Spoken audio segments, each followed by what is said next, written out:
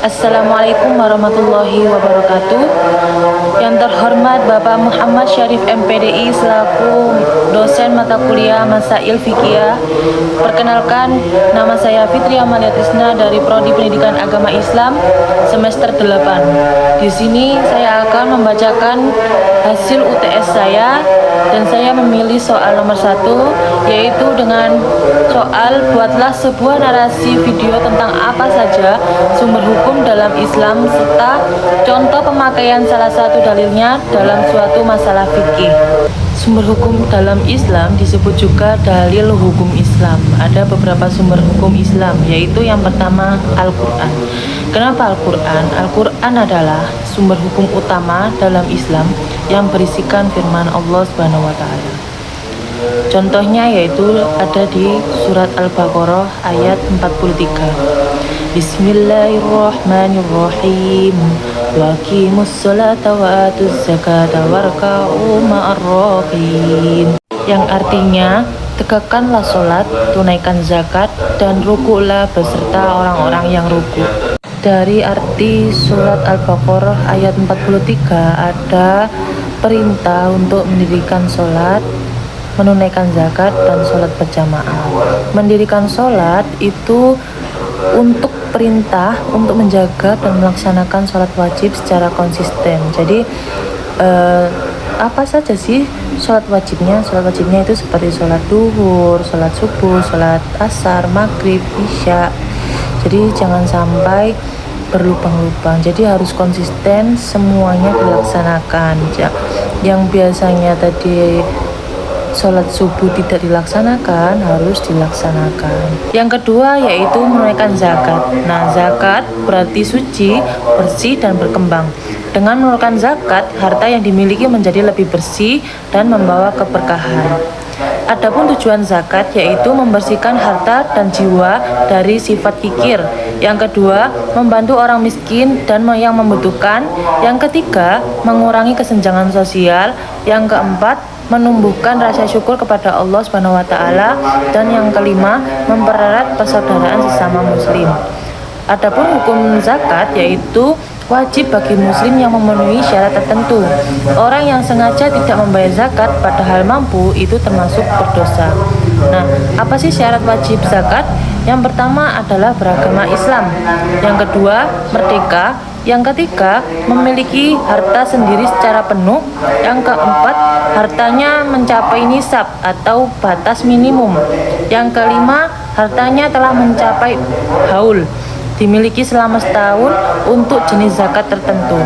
Nah, macam-macam zakat ada dua, yaitu yang pertama zakat fitrah dan yang kedua zakat mal. Apa sih zakat fitrah? Nah, zakat fitrah ini biasanya dikeluarkan menjelang Idul Fitri.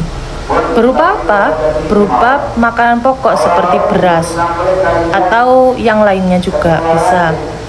Nah, yang kedua yaitu zakat mal atau zakat harta.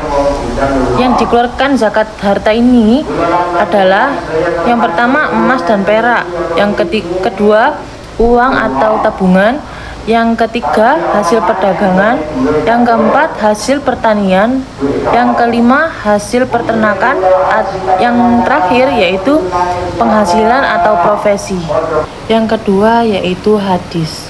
Secara bahasa, hadis berarti perkataan, kabar, atau sesuatu yang baru.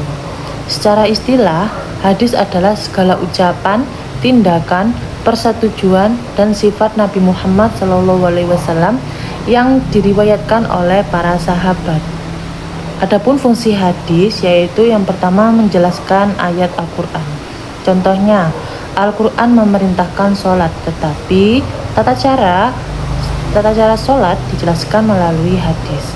Yang kedua yaitu menguatkan hukum dalam Al-Quran. Misalnya perintah puasa Ramadan. Yang ketiga yaitu menetapkan hukum baru. Contohnya larangan memakan hewan buas bertaring yang dijelaskan dalam hadis. Yang keempat, membatasi atau merinci hukum Al-Quran, misalnya penjelasan tentang zakat dan warisan. Ketiga yaitu ijma. Ijma adalah kesepakatan para ulama mengenai suatu hukum setelah wafatnya Nabi Muhammad SAW. Ijma adalah salah satu sumber hukum Islam setelah Al-Quran dan hadis. Secara bahasa, ijma adalah kesepakatan. Sedangkan menurut istilah, ijma adalah kesepakatan para ulama mujtahid pada suatu masa mengenai hukum suatu masalah setelah wafatnya Nabi Muhammad SAW. Jadi, ijma itu digunakan ketika suatu persoalan tidak dijelaskan secara tegas dalam Al-Quran maupun hadis. Jadi, para ulama itu kemudian bermusyawarah dan menyepakati hukuman terhadap masalah tersebut, yaitu contohnya kesepakatan ulama tentang pengumpulan Al-Quran menjadi mushaf. Yang keempat yaitu qiyas. Qiyas adalah menetapkan hukum suatu perkara baru dengan membandingkannya pada perkara yang sudah ada hukumnya karena memiliki sebab yang sama. Contohnya, hukum narkoba dikiaskan dengan khamr karena sama-sama memabukkan. Yang terakhir yaitu ijtihad. Ijtihad berarti bersungguh-sungguh atau mengerahkan kemampuan.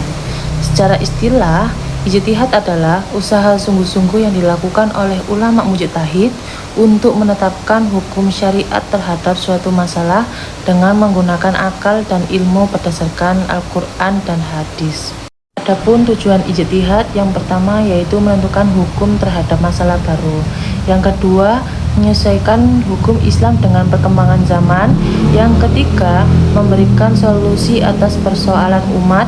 Yang keempat, menjaga kemaslahatan masyarakat. Syarat orang yang berijtihad, yang pertama, menguasai Al-Quran dan hadis. Yang kedua, mengetahui bahasa Arab dengan baik. Yang ketiga, memahami ilmu fikih dan usul fikih. Yang keempat, mengetahui ijma para ulama. Yang kelima, memiliki akhlak dan keimanan yang baik. Adapun contoh ijtihad, yaitu yang pertama, hukum penggunaan media sosial. Pada zaman Nabi belum ada media sosial. Ulama berijtihad bahwa media sosial boleh digunakan selama untuk hal baik dan tidak melanggar syariat. Yang kedua, hukum narkoba. Narkoba diharamkan melalui qiyas karena memiliki efek memabukkan seperti khamr. Yang ketiga, transaksi digital dan bank syariah. Ulama melakukan ijtihad untuk menentukan hukum transaksi modern agar sesuai syariat Islam.